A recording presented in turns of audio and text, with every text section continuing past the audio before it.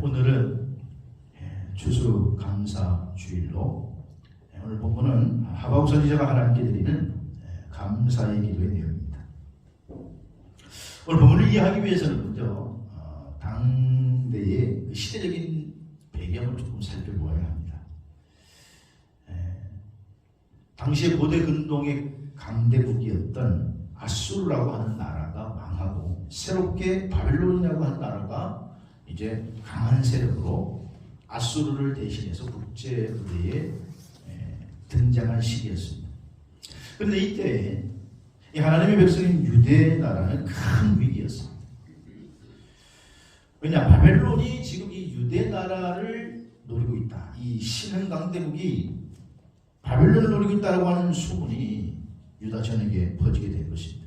바벨론의 그 어마어마한 창검을 가지고 유대 나라를 침략한다라고 하는 소문이 유다 백성들의 마음을 그냥 완전히 뒤흔들어 놓았습니다. 당시 유다는 너무나 연약한, 아무것도 싸울 수 없는 힘이 전혀 없었습니다. 그래서 오늘 본문은 이 하박국 선지자가 그 바벨론이 침공해 온다라고 하는 소식을 듣자 창자가 흔들리고 입술이 떨리고 뼈가 썩는 것 같은, 얼마나 무서웠으면 그런 온몸이 떨려 죽을 지경이다, 그렇게 표현하고 있습니다. 그런데 놀라운 것은 오늘 우리가 읽은 본문은 하박국 선지자가 지금 말미에는 감사의 찬양을 부르고 있습니다. 아니 왜 그럴까? 나라는 지금 위기 상황이고 점점 멸망으로 치닫고 있는 상황인데 하박국 선지자가 이 위기 가운데 몸을 그냥 벌벌벌 떨면서 창자가 흔들린다라고 말하고 있으면서도 결국은 지금 감사의 찬송을 부르고 있다는 것입니다. 왜냐? 지금 하박국은 믿는 구석이 있기 때문에 그래요. 지금 유다 백성에게 하나님의 징계로 말미암아 그들이 엄청난 지금 대가를 치르고 있지만은, 그러나 사랑의 하나님께서 그 징계 이후에 하나님의 백성들을 회복시켜 주시고 또 구원해 주실 것을 바라보고 있기 때문에 감사하고 있는 것입니다. 그래서 오늘 본 말씀 통해서 하박국의 감사라고 하는 제목으로 오늘을 나누고자 하는데, 하박국의 감사 첫 번째는 여호와로 인하여 감사하고 있다. 하박국 선지자는 오늘 본문 18절에 보니까 나는 여호와로 말미암아 즐거워하며 나의 구원이 하나님으로 말미암아 기뻐하리로다, 이렇게 고백하고 있는 것입니다. 18절 전인 17절에 보면 이스라엘 백성들의 삶에 지금 가장 필수적인 포도나무나 과수의 열매, 이런 것들이 더 이상 없다고 절망적인 상황을 쭉 나열하고 있어요. 그런데 그럼에도 불구하고 18절에 와서는 나는 그렇지만 여호와로 말미암아 즐거워할 것이다, 이렇게 하박국 선지자는 고백하고 있는 것입니다. 하박국 선지자는 지금 너무나 처해 있는 상황이 참담하고 참혹하지만, 그러나 여호와를 생각하면 여호와로 말미암아서 즐거워하고 구원의 하나님으로 말미암아서 나는 기뻐하리로다, 이렇게 고백하고 있는 것이죠. 물론 지금 이 하박국이 드린 감사의 찬양은 어떤 환경이 좋아서 이렇게 고백하는 것이 아니고, 일이 잘 돼서 이렇게 고백하는 것도 아니고, 수입이 많아서 이렇게 고백하는 것도 아닙니다. 지금 최악의 상황에 치솟는 국제정세, 또 유대나라의 우상숭배로 말미암아 그들이 징계를 받아서 국내에 문제가 있음에도 불구하고 여전히 하나님이 자기 민족을 구원하시고 함께 하실 거라고 하는 믿음으로 감사하고 있는 것입니다. 데살로니가전서 5장 18절에 보면 범사에 감사하라, 이것이 그리스도 예수 안에서 너희를 향한 하나님의 뜻이니라. 여기에 범사라고 하는 말은 모든 일을 다 포함하고 있는 것입니다. 우리가 성공할 때도, 우리가 실패할 때도, 우리가 몸이 아플 때도, 우리가 건강할 때도 이 모든 것이 범사라고 하는 뜻입니다.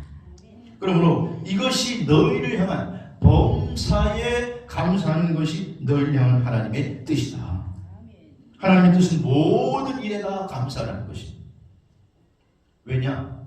이유는 우리 하나님이 우리와 함께 하시기 때문인 줄로 믿습니다. 그래서 오늘 추수감사절을 되돌아보면서 우리가 금년 한 해 많은 힘든 일도 있었고, 또 여러분의 아직 경제적인 상황이 잘 풀리지 사업도 뜻대로 되지도 않고 어떤 분들은 또 질병까지 겹쳐서 고생하고 감사하고는 거리가 먼 환경일 수도 있습니다.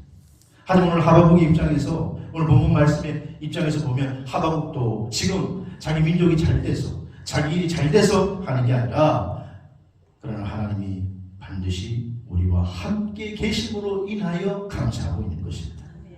사랑하는 성도 여러분, 하나님이 함께 하심으로 인하여 감사하는 하박국의 감사가 오늘 저와 여러분의 감사가 될 수 있기를 주의 이름으로 축복합니다. 좀 오래된 2007년에 개봉한 영화 중에 잠수복과 나비라는 그런 영화가 있어요.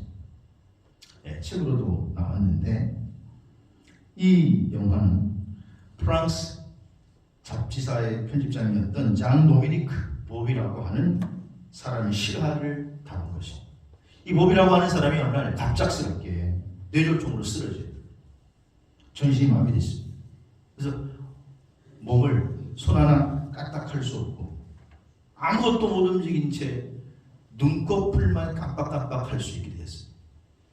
온 몸이 움직일 수 없는 상황. 그러니까 완전히 이건 뭐 거의 죽은 것이나 다름이 없고 전망적인 상황. 사는 게 사는 게 아니에요. 잘 나가던 편집장에서. 그런데 그가 믿음 좋은 어느 치료사의 도움으로 그의 신앙을 회복하게 됩니다. 비록 몸을 움직일 수 없지만 그가 이제는 믿음을 가지고 하나님이 자기와 함께 하는 것에 대하여 감사해요. 그래서 이제 어느 치료사와 소통을 하는데 어떻게 소통하느냐? 여러분 눈만 깜빡깜빡거리는데 어떻게 소통하겠어요? 어느 치료사가 와서 알파벳에 이렇게 글자를 가리켜요. 손으로 이렇게 글자 한자 한자를 치면 눈을 깜빡깜빡하는, 제가 지금 윙크하는 게 아닙니다. 눈을 깜빡깜빡 해가지고 아 그 글자 맞다고 그 글자 맞다 그렇게 해가지고 글자를 하나씩 골라가지고 의사소통을 하는 거예요. 그 글자를 조합해서. 놀라운 것은 그렇게 글자를 만들고 그리고 그 와중에 책을 썼다라는 거예요. 눈을 깜빡깜빡거리고 20만 번 깜빡깜빡거려가지고 책을 만들었어요. 무려 1년 3개월 동안 20만 번 깜빡거려서 130페이지에 달하는 책을 쓴 게 바로 잠수복과 나비라는 책이에요. 자기는 마치 지금 잠수정에 갇혀가지고 물속에 깊은 물속에 갇혀 사는 사람 같은, 눈만 깜빡깜빡 거릴 수 있는 사람인데 그런데도 그는 그 상황 속에서 하나님께 감사해요. 안타깝게도 이 책이 완성되고 출판되기 이틀 전에 이 보비가 세상을 떠났습니다. 그런데 그 책 머리에 보비는 이렇게 고백해요. 나의 간절한 수호는 고이다 못해 흘러내리는 내 침을 좀 삼키는 거다. 온몸이 꼼짝하지 못해서 아무것도 할 수 없지만 자기에게 소원이 있다고 하면 이 흘러내리는 침만 좀 내 힘으로 좀 삼켰으면 나는 이 세상에서 가장 행복한 사람일 거다. 이렇게 고백해요. 여러분 보비는 유일한 소원이 흐르는 침 한 번 삼키는 게, 자기 힘으로 삼키는 게 소원인데 거기에 비하면 여러분들은, 저와 여러분들은 얼마나 행복한 사람이겠어요? 우리는 모든 것을 다 누리고 또 다 받고 있으면서도 사실 오늘 감사를 잃어버리고 있다는 거예요. 서양 속담에 이런 말이 있습니다. 제일 가르치기 어려운 수학 문제는 우리가 받은 복을 세어보는 것이다. 제일 가르치기 어려운 수학 문제가 뭐라고 해요? 미분 적분을 푸는 게 아니고, 학생들이 이제 수능시험 끝났는데 시험 보느라고 참 스트레스 많이 받았겠지만 그거 문제 푸는 게 아니라 제일 어려운 수학 문제는 우리가 받은 복을 세어보는 거, 그걸 가르치는 게 제일 어려운 수학 문제다. 가슴에 와닿는 말이죠. 여러분 오늘 2023년 추수감사절의 7월 1일을 돌이켜보면서 상황적으로는 많이 어려웠을지라도 우리와 함께 하신 하나님을 기억하면서 하박국처럼 감사로 나아가는 저와 여러분 되시기를 주의 이름으로 축복합니다. 두 번째로 하박국의 감사는요, 오늘 없을지라도 그래서 감사하는 거예요. 오늘 17절 말씀을 보니까 여러분이 잘 아는 말씀 가운데 하나죠. 비록 무화과나무가 무성하지 못하고 포도나무 열매가 없고 소출이 없고 밭에 먹을 것이 없고 우리 양이 없고 외양간의 수가 없을지라도. 몇 번이에요? 6번이나 계속 없고 이렇게 계속합니다. 지금 하박국이 처해 있는 상황이 물질적인 빈곤과 또 궁핍한 상황에 처해 있다는 걸 말해주는 거예요. 그렇지만 그런 것이 없을지라도 하나님이 나와 함께 하시면 마침내 모든 것이 협력하여 이 어려움을 이기고 선을 이룰 줄 믿고 감사하는 이 하박국의 감사는 상대적인 감사가 아니죠. 절대적인 감사인 줄로 믿습니다. 상황은 절망스러워. 지금 본문에서 언급된 이 보화가 무화과나무, 포도나무, 감람나무 이런 것들은 팔레스틴 지역에 사는 사람이면 가장 필요한, 가장 중요한 유실수 이런 것들이 없어요. 먹을 것도 없어요. 다 말라비틀어 버렸어요. 모든 것이 부족해요. 그런 상황에서 바벨론까지 쳐들어온다고 하니까 이건 뭐 백성들이 벌벌벌벌 떠는 거예요. 그런데 밭에 먹을 것이 없고 들에 양이 소가 없을지라도 가장 필요한 것이 없을지라도 그런 가운데 오늘 하박국 선지자는 하나님 앞에 찬양을 드리고 있는 것은 그 감사는 조건적인 감사가 아니요 절대적인 감사인 줄로 믿습니다. 사도행전 16장에 보면 바울과 실라가 2차 전도 여행 때 빌립보에 가서 고초를 겪어서 감옥에 갇히게 됩니다. 그 감옥에 갇힌 이유는 뭐냐 하면 귀신 들린 여종을 고쳐줬다라는 이유에 아니 여러분 귀신 들린 여자아이를 회복시켜줬는데 그게 무슨 감옥에 갇힐 일입니까? 그런데 그것 때문에 온몸을 두들겨 맞고 두 발과 두 팔이 수갑에 채인 채로 감옥에 계속히 갇혀있어요. 제가 이스라엘에 가봤더니 얼마나 지하 깊은 곳인지 몰라요. 바울과 시라가 갇혔던 게.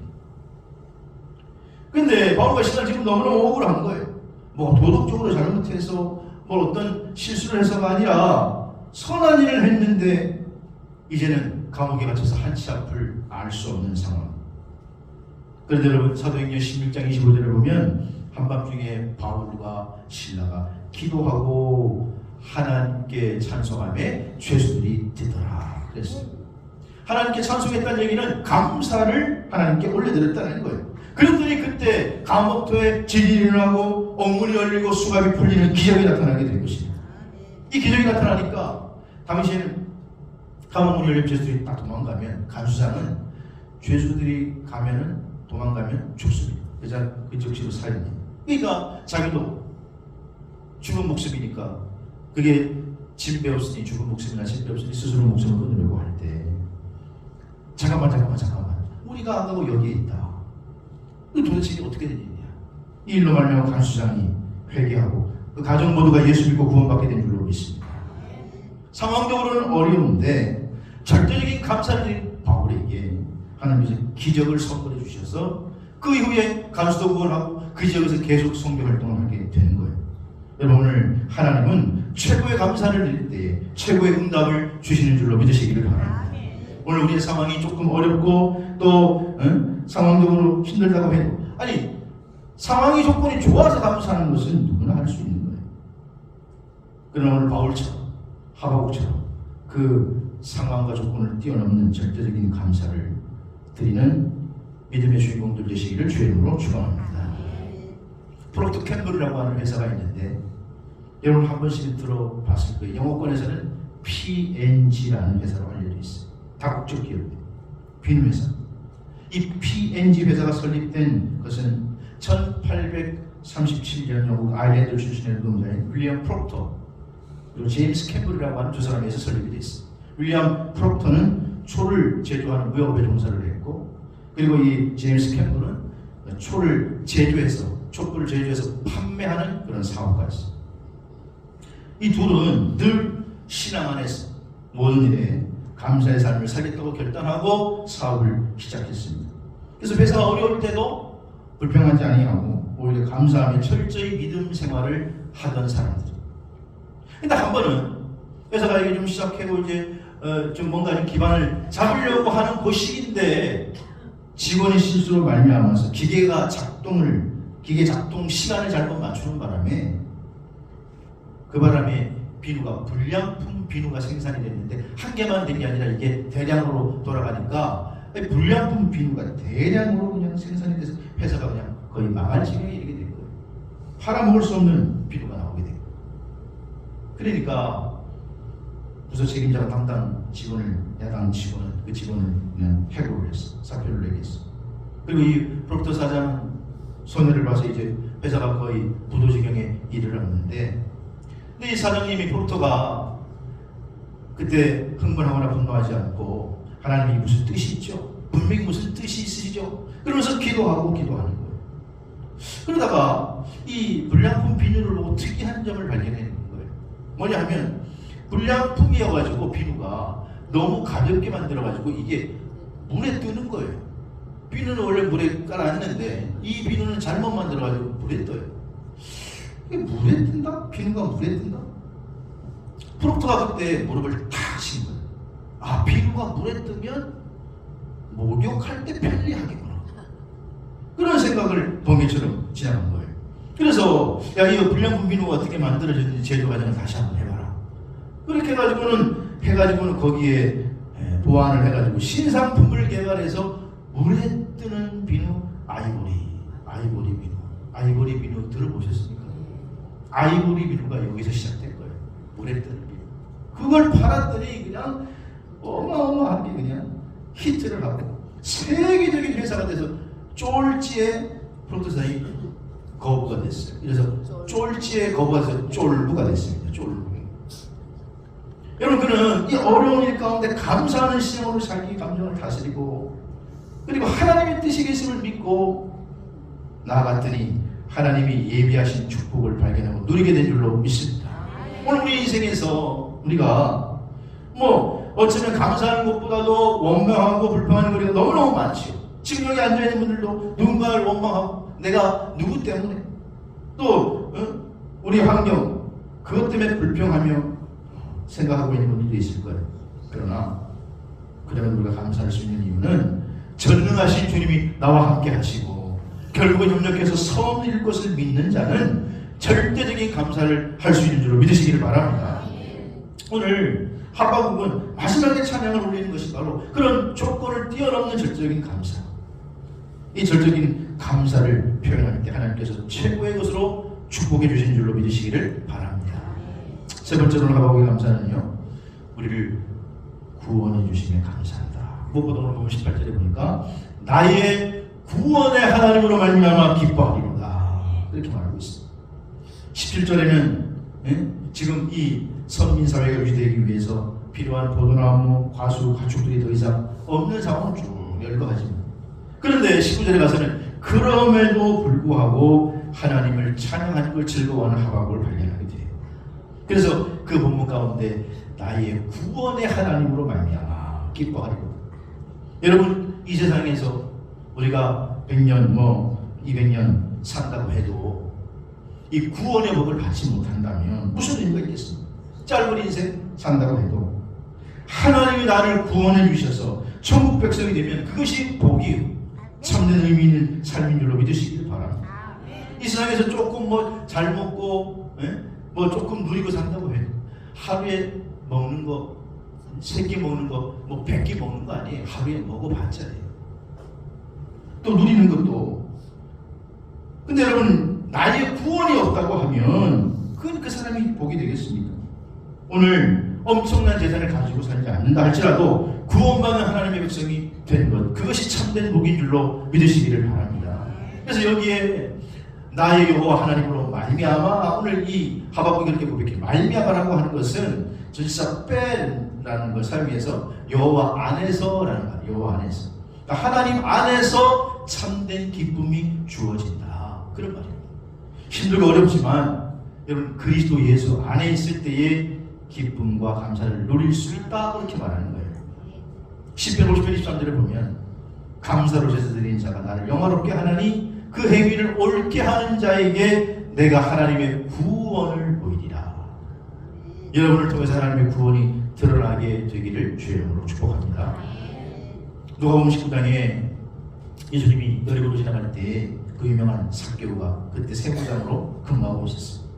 여러분, 삭개오는 예수님의 많은 소식을 들어요. 이 사람이 기적을 일으키고 이 사람이 가는 곳마다 센세이션을 불러일으킨다는데, 그래서 이 세리장도 소문에 유행에 민감하니까 19장 3절을 보면 그가 예수가 어떤 사람인지 보고자 했다 그랬어요. 도대체 이 사람은 어떤 사람이야? 그런데 그가 키가 작아가지고 사람이 많아서 예수님을 볼 수가 없어요. 예수님이 가는 곳마다 인산인해를 이룹니다. 그래서 이 사람은 머리가 좋으니까 지혜를 짜내서 뽕나무 위에, 그러니까 돌감람나무 위에 올라갔어요. 그리고는 쓱 지나갈 때, 아, 저 사람이 예수구나. 그리고는 이제 내려가서 집으로 가려고 하는데 예수님께서 걸음을 딱 멈추고 어떻게 이름을 아셨는지, 삭개오야 내려와라. 깜짝 놀랐어. 삭개오야 내려와라. 내가 오늘 내 집에 쉬었다 가야 되겠다. 삭개오가 너무 깜짝 놀라고 너무 감사해서 급히 내려와서 예수님을 자기 집에 모시고 잔치를 베풀어요. 사람들은 뒤에서 수근수근됩니다. 아니, 예수님이 죄인의 집에 들어갔네, 저 세리장의 집에 들어갔네. 그런데 그 집안에서 삭개오는 예수님과 대화하는 중에 주님을 마음으로 모시게 된 거예요. 예수를 주로 고백하게 된 거예요. 그래서 주님이 자기의 삶의 주인이 되니까 주님, 내 소유를 가난한 자에게 주겠사오. 내 소유의 절반을. 만일 누구것이 빼앗은 게 있다면 내버려갔겠나. 삭개오는 지금까지는 오로지 돈. 그래, 돈이 모든 걸 해결하지. 그게 내 유일한 권력이고 내 삶의 유일한 목적이었어. 근데 주님을 모시고 나니까 이제는 그것에 관심이 없어요. 그것을 초월하는 놀라운 능력이 생긴 거예요. 그래서 재산을 뚝 잘라갖고 절반을 가난한 사람들에게 주겠다는 거예요.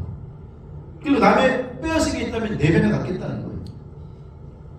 한마디로 삭개오는 자기 재산을 다 내려놓은 거예요. 그때 예수님께서 뭐라고 얘기하느냐. 예수께서 이르시되 오늘 구원이 이 집에 이르렀으니 이 사람도 아브라함의 자손이로다. 인자가 온 것은 잃어버린 자를 찾아 구원하려 하십니다.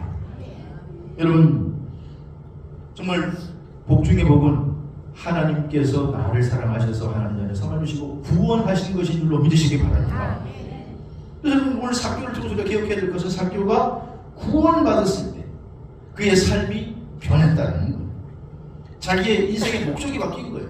자기가 정말로 무엇이 행복한지, 무엇을 쫓아 살아야 하는지도 모르고 살다가 오로지 그냥 돈이었는데, 아, 그것이 나에게 참된 만족을 주지 못하는구나. 그리고 예수를 구주로 삼았을 때 그는 참된 기쁨을 발견하고 그렇게 고백했던 것이, 예수를 구주로 모시고 구원받은 백성이 여러분도 되신 것을 인정하면 아멘 합시다. 하나님께 감사. 여러 가지 어려운 상황이 있었지만, 나로도 개인적으로 어려운 상황이 있었지만, 하나님이 구원해 주심으로 말미암고 구원으로 근원적인 감사를 드리고 있는 거예요.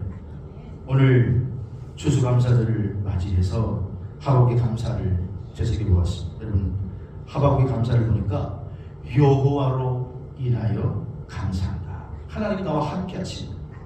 그리고 그 감사는 어떤 조건적인 상황적인 감사가 아니라 절대적인 감사를 하고 있고, 그리고 그런적으로는 나를 구원해 주신 것을 감사한다. 2023년 이 하박국의 감사를 여러분 마음 깊이 신비에 새기고 우리 감사를 다시 한번 회복하고 성숙한 믿음의 주인공을 복된 교회로 삼는 저와 여러분